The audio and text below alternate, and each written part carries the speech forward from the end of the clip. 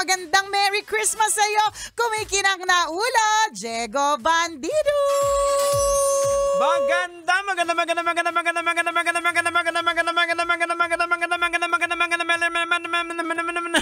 Piyamare popcorn, juicy fruit. Magandang umaga. Magandang tanghali. Kumikinang ina. Nicole. Yala. Yung totoo, lasing ka na ba agad? Mamaya pa yung inuman na. Kaya nga Nauna ka na, no? Nakakaloka. Iba-ibang function natin kapag ganitong Noche Buena o Bisperas ng Pasko. Correct, oh. Diba? May mga iba, umaga pa lang, nag-iinom na. Ay, sinabi mo ba? Diba? Meron mga iba na umaga pa lang, nagbababad na ng mga igigrill. Ayan, oo. Minamarinate na. Correct, minamarinate na. Diba? Na mga, yung mga tagaluto. Oo. Yan, diba? Yung mga bida-bida naman na mahilig mag-organize ng Christmas party. Nire-ready na yung mga palaro mamaya. Correct, diba? Tapos, syempre, hindi naman matutuloy ang lahat ng klase ng okasyon kung wala yung pinanser. Oo. Yan, diba? So ano po ang inyong ambag? Yan. Oo. Uy, mamayang gabi ha, nandito kami ni Diego Correct, Bandido. babalik kami. Babalik po kami. Bida-bida kami. Sa true. Speaking of bida-bida.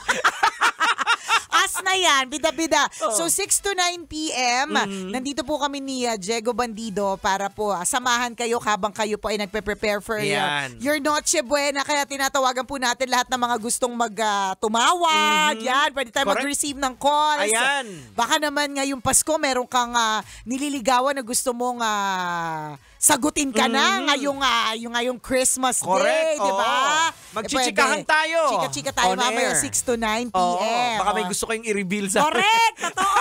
Baka, at ito talaga mga speaking of revelation, ito talaga mga pangarap ko mga revelation na ikaw talaga yung mayaman naming tagapakinig dati pa, tas i-reveal mo na kami lang ang nagpapasaya sa'yo sa buhay mo, sa mga nadlalabing araw ng iyong buhay at gusto mo kami pamanahan. Ganon! Kung gusto mong makabawi. Correct, diba? Bilang pagganti sa mga araw na kami nagpaligaya sa iyo, yan. Ang revelation mo, merong parte ng lupa, yan, na ipapangalan mo sa amin, diba? Diba, alam mo, pangarap ko yan. Kasi meron ako mga kaibigan na mga caregiver sa ibang bansa. Meron ako kaibigan na pare na nasa ibang bansa. So, palibhasa, for example, yung isang kong kaibigan pare, lagi niyang siya na lang yung laging nakikita nung matanda. Kasi yung mga family members, wala na. Alam mo naman, lalo pati sa ibang bansa, wala na usually nag-aalaga ng mga kamag-anak. Talagang nilalagay na lang sa facility, ganyan. So, dahil lagi niya nakikita yung paring ito, araw-araw siyang dinadalaw, di ba? Nung time na alam niya na malapit na talaga siya, may pinamana na parte. Di ba? Tapos ngayon si father na mamblema kasi syempre, meron silang vow of poverty. Ganyan. So sabi ko, I think, Father, because sa akin mo shinare. It's a sign that you will share this to me. So may ganon. Tapos meron ako mga kaibigan ng mga caregiver, tapos mga nurses sa ibang bansa na, yun nga, hindi man napapamanahan talaga ng bahay at lupa. Pero because nga sila yung kasama in the last few days nung kanilang inaalagaan, meron talagang ipinapamanang mga talagang ikinatutuwa nila. Ganon. Ito, meron din naman akong narinig din na kwento na parang ganun din. Ito naman ay isa siyang dati na nagtatrabaho as caretaker naman ng church. Ayan. Pero may sinisilbihan siyang dalawang matanda. Ayan. Na yung mayaman. Okay. Yung dalawang matanda ay mga parokyano, mga pumunta sa church. Parang so tapos, nung namatay itong pinamana lahat-lahat sa kanya. Tingnan mo. Pero hanggang ngayon. Hanggang ngayon may utang. Pero hanggang ngayon, caretaker pa rin siya ng church kahit mayaman na siya. Hindi niya nakakalimutan. Yun nga lang, caretaker siya ng church na nakamayet de la Rosa Fine Jewel. Yun. Habang nagwawali siya. Correct. Kumikinang-kinang siya. Pero caretaker pa rin ng Oh, church. pero totoo. Imaginein mo, caretaker siya tapos naka-Fortuner. Ayun, di ba? Totoo. Totoo yan. Ganyan. So yan, o di ba? So these are true to life stories. So wala lang, minsan kapag ka nag-i-imagine ako na one day, ano kaya ako may mag-reveal, di ba? Sabihin niya na lagi siya nakikinig sa Love Radio, tapos tayo lang yung nagpapasaya sa kanya, ganyan. Tapos ipamana sa atin, di ba? Yan, o di kayo magpadala ng cheque. Correct, ganyan. Tapos blank check, tapos tayo na daw magsulat ng amount. Bakit? Libre lang naman mangarap At kung mangangarap ka, lakihan mo na. Libre lang naman Lahat naman tayo nangarap dati, lalo nung bata pa tayo. Ako, isa sa mga pangarap namin, sabi ko, gagawa tayo, magbibenta tayo ng walis. Ayan. So yung sa mga niyog, talagang inaano namin. Sabi ko, tapos pag marami na tayong pera, papatay tayo ng swimming pool. Wow! Laging ganon. Di ba? At ang mga imagination natin dati nung araw, magkakaroon tayo ng bahay na may swimming pool, magkakaroon tayo ng mga sasakyan, di ba? Ako nga natatandaan ko dati, pangarap ko lang magkaroon ng glasses, eyeglasses. Kahit hindi malabo yung mata ko kasi parang feeling ko para meron kang eyeglasses nung araw. Oo, bakit ganun tayo, ano? Hindi kasi, parang salat ng salat, no? Hindi kasi parang feeling ko, may pagpa-check up ka sa Okta. Ang yaman mo naman. Parang pag nakakita natin, pag nakasalamin, parang, wow! Maging pinagarap mo sana, maging girlfriend ko nakasalamin. Diba? Totoo! May ganun Hindi syempre kapag ka tumatanda ka, iba na yung mga pangarap mo. Hindi ko na pangarap magkasalamin. Ayoko. Gusto ko manatiling malinaw ang aking mga mata. Ang pangarap ko na, nasa pantropiko ka lang. Oo, ganyan. Diba? Ayaw mo na salamin-salamin. Ayaw. Pero speaking of pantropiko, gusto ko yung mayaman na magbibigay at magpapamana sa atin, 'di ba? Dadaling niya ako sa iba pang mga pantropical countries. Yeah. Bukod sa Pilipinas, yung tipong nasa Hawaii, ganyan. 'Di ba? So gano'n talaga ang pangarap nagbabago rin. So kung dati pangarap ko lang na magsuot ng salamin, ngayon pangarap ko na iba na. Mayroong matandang madaling mategi. Magpapamana. Na magpapamana sa akin, di ba? Wala na. Hindi imposible. May mga kwento tayong ganon. Correct. Kaya araw-araw kong ginagalingan. Kasi malay mo nga naman, di ba? Oo, malay natin. Marami tayong nakikinig. Ang mga nakikinig kasi sa atin dito, hindi lang naman dito sa Pilipinas, may mga sa abroad. Correct, di ba? At saka iba-iba ng profile yan. Minsan nga kapag lumalabas ako at nag-host ako ng mga events, nagugulat ako kasi talagang, natataranta yung CEO namin. Kasi ang tagal-tagal na daw niyang fan. Akala ko dati, mga agaw cellphone gang members na. Di ba? May mga CEO. Diba? Hindi imposible yung pangarap ko na merong makapagbigay sa akin ng pamana na matindi. Di ba? Na meron diyang mayaman na kabisyo natin. Di ba? Na magpapamana. Kasi bakit? Kasi naman noong mga huling araw ng buhay ko. Yan. Sila na lang ang nagpapaligaya sa akin. Paano kung may bibigay sa'yo pa, Nicole, ito, pamana ko sa'yo, lunukin mo yung bato. Para maging aswang ka pala. Ayoko po ng gano'n, i-clarify ko lang. Wala po kung meron po kayong mga batong... Ito yung birtod. Iluluwa mo. Iluluwa. Okay. Mabuting sinabi mo yan, Diego, kasi ika-clarify ko lang na kung may bato po kayong ibibigay sa akin, diamonds lang po. Diamonds o kaya yung birthstone ko. Wala pong bertud na magagawa. Wala pong ipapamanang mga ganyan na lulunukin. Nakakaloka, pero may ganun din. May mga ganung kwento. May mga ganun din klase ng kwento na may pinapamanang ganyan. Ang dami namang hindi imposible sa mundo So, hindi man kapanipaniwala, pero may ganun. May ganun talaga Correct. Diba? So, ingat din po kayo sa mga pinapamana po sa inyo. Hindi po lahat tama. Ano yung pamana sa yung uta?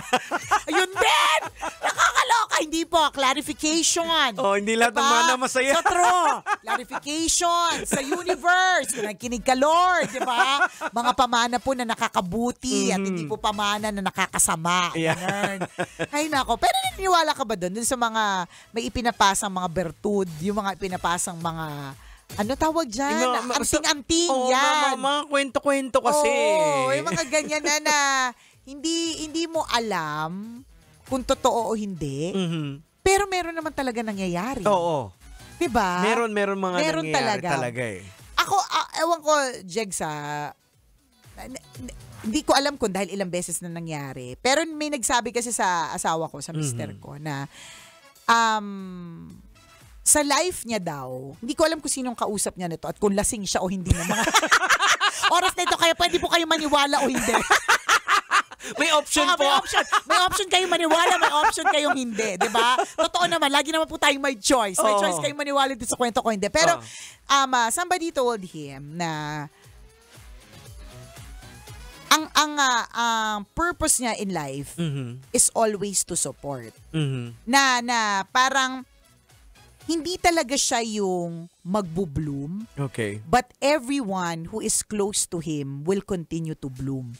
Kaya nga, minsan meron kami mga kaibigan, pag feeling nila inaalat sila o minamala sila, gusto nila mapagkita sa amin. Lalo na kay Ren.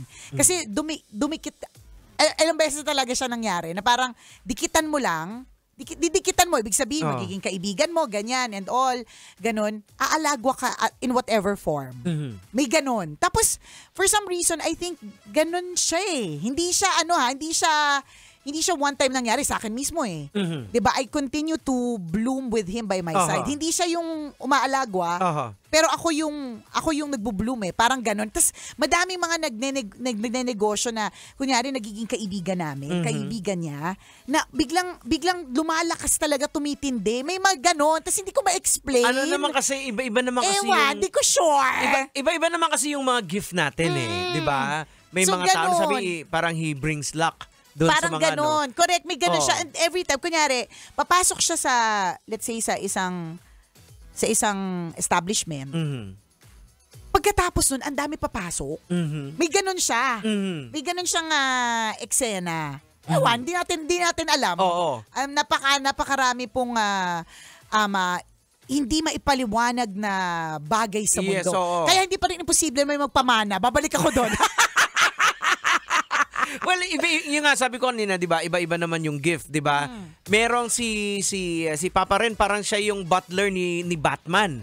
Na hindi mo nakikita kasi nandun lang siya sa cave eh. Oo, nandun na Taga-support siya. lang eh, pero siya talaga lahat ng mga works siya talaga yung siya brain. talagang kumikilos. Oo, kung saan ang ruta ni Batman na hindi siya correct. mahuhuli. Parang sa Iron Man, siya yung si Jarvis. Si Jarvis. Ganon. Parang mga ganon. Na talagang magbo-bloom yung mga tao sa paligid pero merong behind. May ganon. May mga, so every superhero nga, meron talaga. Meron nga, for every successful person, meron talagang mga taong behind. Tama, oo. May mga ganyan. At meron din namang mga nakadesign na ikaw talaga yung nilalagay dyan dahil parang ikaw talaga, sa'yo yun. Ikaw yung superhero. Correct, oo. Diba? Kaya hindi rin pareho ang role ng isang, pero parehong mabigat. Correct, totoo parehong yan. Mabigat parang siya. Sa isang pelikula, merong mga tao na talagang pang main character. Oo. Diba? Main character vibes talaga yan. Kahit anong gawin mo dyan, hindi mo yan pwedeng i-supporting lang. Lagi siyang main character. May ganun. Pero merong mga iba na they are support at their best as support. Na kapag nag-main character sila, nagpa-flop yung movie. Correct, diba? Maraming beses natin nakita niya na ginawang bida sa mga teleserye. Totoo, nung naging bida na, wali. Nung binalik ulit sa support ka lang, taga-push ka lang nung bida, dun pa rin siya nagsashine. Diba? So, kanya-kanyang gift. Anyways, kaya yung gift, I still continue to believe that one day there will be a gift. Pamanang malaki mula sa mayamang kabisyo. Siya, exit na muna kami ha. Mamaya ulit, kwento na may wagang burnay. Alright, hanggang dito na po mga kumikinangers. Ako pong kumikinang na ulo, Diego Bandido. At akong kumikinang ina mo, Nicole Liala. Kailangan pa bang i-memorize yan? Basic!